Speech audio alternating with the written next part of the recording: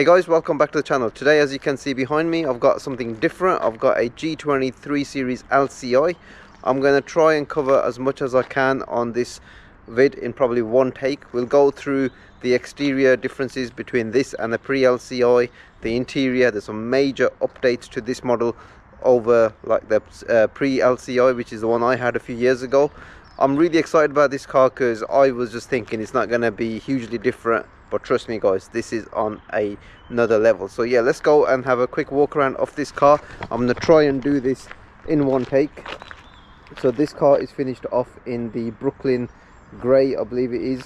From the front end, it does look quite different to the pre-LCI, and namely it's got a very different sculptured type of like bumper. The lights as well, they've got this additional kind of a LED feature. These are now like a standard fit. I believe these are also like a laser light because they've got the blue elements in there. That's what the sales guy told me as well. The front end, I actually prefer the pre-LCI because I think the bumper on the pre-LCI was a little bit more sculptured as well. This has got a little bit more of a Audi-esque kind of theme going on. I don't know what BMW are thinking. Maybe they just got a bit carried away with their design on the front end. It does look quite nice, but it looks quite soft in my opinion. You have got like a black pack on it, which is the M Sport Plus pack, which I'll talk about in a little bit more detail, which means you get these black grille surrounds. I do like the colour. I think the colour does look quite nice on this car. It's like part of it looks like Nardo grey. We've got the 19-inch alloy wheels. These are very similar to the ones I had on my car. They are wrapped in Bridgestone run flats. Interestingly, this one's got a red caliper. Usually we get blue, but I think you can spec whichever calipers you want now. But overall, I think it does look very similar to the pre-LCI, apart from the front end. Let's go and have a look around the back of the car. These mirrors, again, you've got the indicator incorporated in there, no bad thing. You've got a gloss black surround as part of the options pack, which is the M Sport Plus pack. 19-inch wheels all around. Now the back end is quite different to the pre-LCI, again mainly on the bottom section here on the bumper. This one is a 320i. We'll talk about the engines in due course. The bumper on the rear end is sculptured quite differently. You've got quite a big contrasting black plastic piece that runs pretty much quite high up into the bumper. Again, like the front, I actually prefer the pre-LCI rear because I just think that they've got a bit carried away with the design theme here. One thing I can't argue with, and what I do like, are the real exhaust tips on the rear as well, and you do have two of them, which makes the car just look that much more aggressive. This is interesting because usually that is in body color. For whatever reason, on this one it's in black, but it doesn't have any body kit on it whatsoever. But overall, I do like the way this car still looks. It's probably like about 4 or 5 years old, like the overall design, but it still looks as fresh as it does, and this still looks better than an Audi A4 in my opinion. The rear lights are unchanged from what I can see. I don't think there was any need to change them anyway, because I think they just look so much like, they just look so cool. So I've got the key here. I think what I want to do is when I unlock it, the lights do some kind of animation. So let's just unlock it.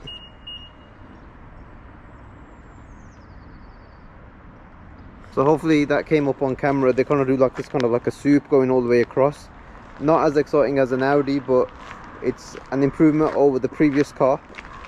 Now I'm gonna go and sit in the car because it's quite cold outside, but I'll show you also the interior. This is where the biggest change is. You've obviously got M kick plates. It's an M Sport, but those displays, let's jump in. So the interior on the G20 LCI is very different, and it's mainly because of these dual screens. It's actually one whole screen that swoops around. You've got your driver's display here, you've got the main infotainment system there. The center console is kind of revamped, like all of these heater controls. Well, there are no heater controls because they're all integrated into the screen. We'll talk about that in a little while. This area here is much more minimalistic. I do like the way you've got these kind of knurl effect on the heater or the ventilation thing over there. I think what is a bit of a disappointment is BMW have decided to go with like a switch here for the gear selector rather than the actual gear stick. I do prefer the gear stick in BMWs because it kind of looks like, well, it makes the car feel like more of a sports saloon rather than something like this, and that looks pretty rubbish in my opinion, because I think the VW Audi little stick that they use is probably better. Well, it's a better looking thing than what you got here. One thing that I'm a bit confused about, this car has got the M Sport Plus pack, but it doesn't come with adaptive anymore. I don't understand, because on the configurator, if we come back into the frame a little, on the configurator it's meant to come with like the adaptive suspension. This one doesn't, and I'm not sure why that is, and I can't understand it, because it's got two packs on it. It's got the Tech pack and it's got the M Sport Plus pack. Now, the Tech pack gives you things like, I think, Harman Kardon, heads-up display, and probably a few other bits and pieces within the car.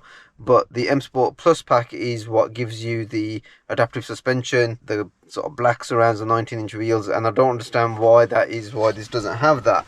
But anyway, I want to talk more about the tech that we've got here. So this whole screen is obviously touch screen, as you can see, and you've got quite a lot of stuff going on. You got traffic conditions. You can literally modify all of this and change exactly what it is. This obviously talks to you about the car.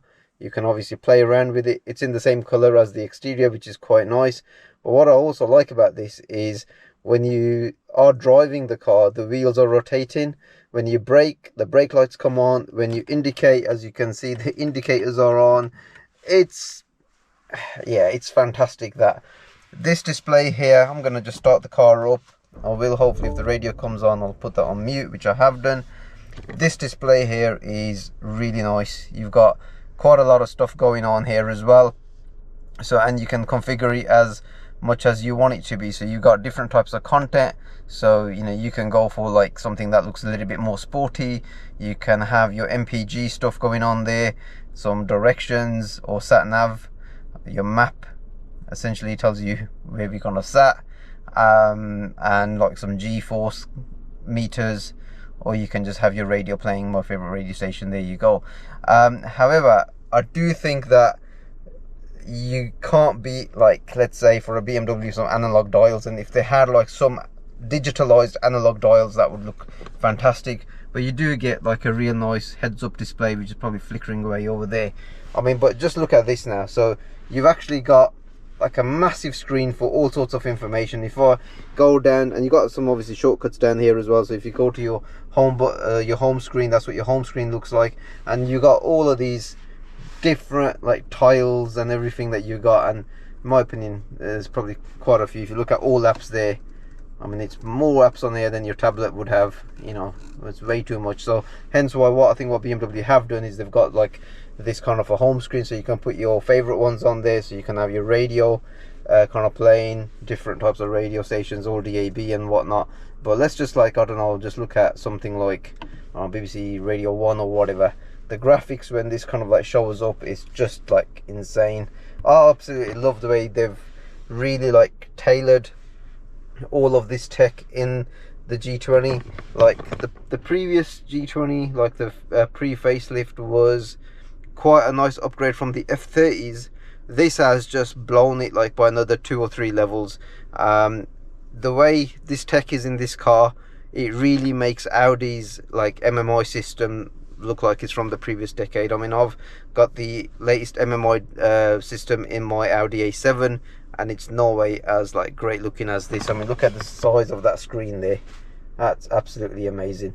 So as we were talking about the heating controls in this G20 LCI, well, we don't have any more physical buttons as we did in the previous one. So the pre-LCI had like an LCD display here and some shortcut buttons as to where you wanted like the airflow to go, as well as the blower speed.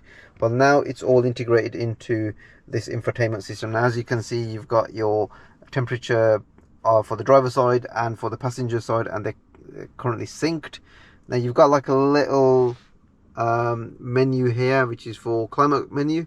So if you press that, all of your climate menu comes up on here. Now this does look quite fiddly, because you know you've got to use like the screen, and there's no way you can actually rest your hand anywhere. However, you can use the swivel wheel here to operate some of those. So my fan speed, for example, I can reduce that down by just clicking into it, and there you go, that's my fan speed. And then the next one could be for your heating for your passengers and for, like, you know, the driver's side. So although it's all kind of operational through the screen, it's not as good as having physical buttons. I'm not gonna make like a whole song and dance about it, only because this is the way things are going and it does work. And especially with this car having the iDrive here as well, like the iDrive controller, it is a, you know, you are able to kind of make this work on the fly. I do like it with the Audi because on the A7, for example, you've got an additional screen down here, and you can use the gear select lever to kind of like rest your arm or your wrist, and then you're able to kind of like fiddle around with it. However, with this one, you haven't really got anything to kind of place your wrist on the fly, apart from this little ledge here, and then try and hit them. You can use voice controls as well, but we know how frustrating those can be. So there's some changes to the steering wheel. I think I can recognize that this piece here is kind of aluminium in this one. On the previous pre-facelift, it was like a black plastic piece. M-badge looks quite nice there. One thing that I can notice is that the center boss here on the pre-LCI, there was like some stitching going around here, which made the center boss feel a bit softer as well and quite nice. This just feels like it's just a hard piece of plastic and just lets it down a little bit. Overall though, the steering wheel does feel quite nice. It is a bit chunky compared to how I would like it to be, but you know, that's just typical BMW in that way. I do like the paddle shifters because they are nice and metallic as well. Around the rear of them, I think they're kind of plasticky, if I can get my camera in there, but that's not a bad thing, to be honest. But yeah, overall steering wheel does feel quite nice, and the rest of the cabin, I must say, they've just lifted it. And I think the biggest thing is this infotainment screen, which lifts the whole interior. Now I'm going to talk to you guys about the engines that BMW offer, and they have revamped those as well. So this one is a 320i, which is like the base offering in a G20 now. You also have a diesel, which is the 320 diesel.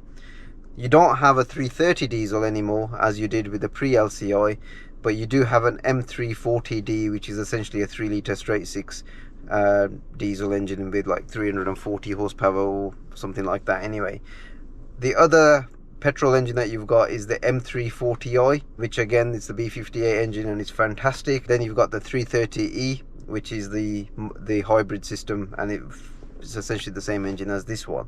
Now this is the 320i. This has around about the 190 horsepower, about 350 newton meters of torque. We will explore all of that when we're out on the drive. One thing I can say, I've got the car running and it feels like it's not even switched on. It's quite refined. It's the B48 engine. One thing I forgot to mention is that these windows, as you can see here, perhaps, acoustic glass. So that keeps the cabin nice and quiet as well. You don't hear like the road noise. Obviously we've got run flat tires, so that will give quite a bit of road noise. But yeah, honestly guys, for a 3 Series, for a car that's like almost 5 years old now, this is fantastic.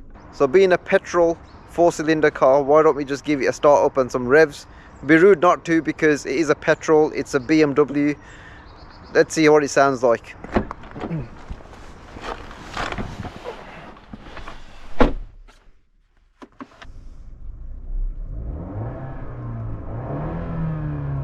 Okay, so we got no soft limiters, which is a good thing.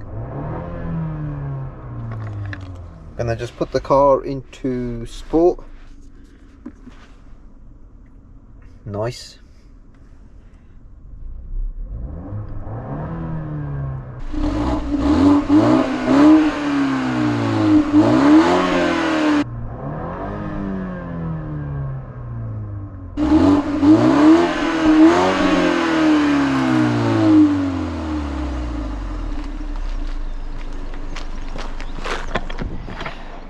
Okay, so just jump back in the car again. Okay, so let me know what you think of the way this car sounded. To me, it just sounds like a standard 4-cylinder car, nothing too special, but it's not meant to be. It's a 320i, so it probably just does exactly what it's meant to do. But yeah, let's just take it on that drive now. So I'm just going to drive the car in normal comfort mode at the moment. So the throttle is like kind of slackened off a little bit, and it's just going to be a comfortable drive, as we know how BMWs are kind of set up. The first thing that I can notice is that obviously this car riding on the 19-inch wheels, run flat tyres, and it's a passive setup on the suspension. The ride is a little bit firm. I know that if this had the adaptive suspension, and I don't understand why this car doesn't have it, it would be riding just that little bit better. I have noticed that the steering is really sharp, even around town. Like the slightest input, like to the steering, you can feel how dirty the car is, which is a real good thing. It's pure BMW, and that's a real nice dynamic to have on such a car. Now the steering on this is electronic power steering like most modern cars, so you're not really going to get a feel for it. But let's not forget, this isn't an M car, you know, this is literally just a bog standard run-of-the-mill 320i. If you're going to go out and buy this on a personal level, I honestly think you're going to be quite happy with it. I had the 320 diesel, which was like, again, like a standard run-of-the-mill type of car, and that performed really well, and I was hugely impressed with that compared to, like, say, the F30. And this is no different, guys. This, if you got like a G20 3 Series, like the pre-LCI, and you jump into this, you will notice the difference. The tweaks that they have made to, like, say, the steering or to the suspension, they are really apparent. I just can't get away with the fact that this driving position here with this kind of view on all of these kind of displays, it's just amazing. You know, I've been away from BMWs for a while, and I know that BMWs do like some of the best, like, say, driving positions, and it's got plenty of poke. You know, I've been used to like driving 3-litre diesels, you know, with like over 600 newton meters of torque, and, you know, V6 engines and stuff like that. But for a 4-cylinder petrol, it does lack a little bit of torque, probably in the mid-range, but you can get up to speed quite quick in this. And because there's not a lot of like external sound getting into the cabin because of like these acoustic glass windows, it really gives the car a nice comfortable drive, if that makes kind of sense. Just coming around this corner here, around the bend, and it just handles it, you know, as well as it is. I mean, Tesla Model 3 went past and I'd rather be in here, to be honest. But there we are. This is a rear wheel drive setup. You can feel like the rear wheels doing their thing, like pushing you through the corner, which is quite nice. You do get that sense. In terms of performance, 0 to 16, this is about 7.3 seconds. It's a bit slower than the 320D that you can get. That's more like 6.8, but you will get, you know, some diesel grunt coming into the cabin. I can talk to you about that, you know, from experience. If you buy this car and you're going to like use it for around town and the occasional long journey blast, I think you'd be absolutely fine in this. So even when you got the car in manual mode and in sport mode, the throttle is more responsive, but I think you got to prod it to get the car going. And I think that's where I'm talking about, like the slight lack in torque in this car. It is a 4-cylinder, let's not forget that, but I know if this was that 320 diesel, that torque would be, it would just dump the torque and you'll be going, whereas with this you got to like kind of ring it out a little. But I think that's the same story with like this car's other rivals. Like if you had this as an A4 and that was like a, I don't know, whatever it is, a 40 TFSI I think, or a Mercedes 300 C300. I'm lost with Mercs at the moment. I think they're all 2 litres anyway. You'd have the same kind of story with those as well, in the same way as they would perform. I was out in a C220 diesel the other day. One of my relatives had one of them, and I drove that, and that pretty much drove really nice. That probably drove pretty much on par in terms of performance as a 320 diesel. You do have to ring out a petrol, especially if it's not a high performance petrol car as well. Yeah, there was a bit of like a floatiness going on there, and again that's probably because this car doesn't have the adaptive suspension, so it's just one suspension setup for different styles of driving, which is a bit annoying. So I'm going to wrap up here and give you my thoughts on the 3 Series LCI. I think this is a massive step up from the pre-LCI. I had that for a few years, and this thing, I can just tell how different this is in a good way. Some things are a little bit questionable as to why they've done things in the way they've done them, but those are minor. But the biggest thing in this is that it's a tech fest, and the tech actually works in this thing as well, which is a good thing. Now, if I'm ever thinking about upgrading the Golf GTI, this 3 Series LCI would probably be there. Might not be in this same kind of like power form or anything, but certainly something that I'm going to consider. If you guys are thinking about buying like a 3 Series and you're kind of thinking, right, pre-LCI or LCI, definitely just go for the LCI. You're not going to regret it. The tech in this, it's way more modern compared to the pre-LCI, and probably more modern than, like, say, its key rivals out there. If you have enjoyed today's vid, then give it a like, subscribe to the channel, and hopefully guys, I'll see you on the next one. I'm going to enjoy this car for a few more days until my real car turns up. Hopefully you'll see that in a few days time.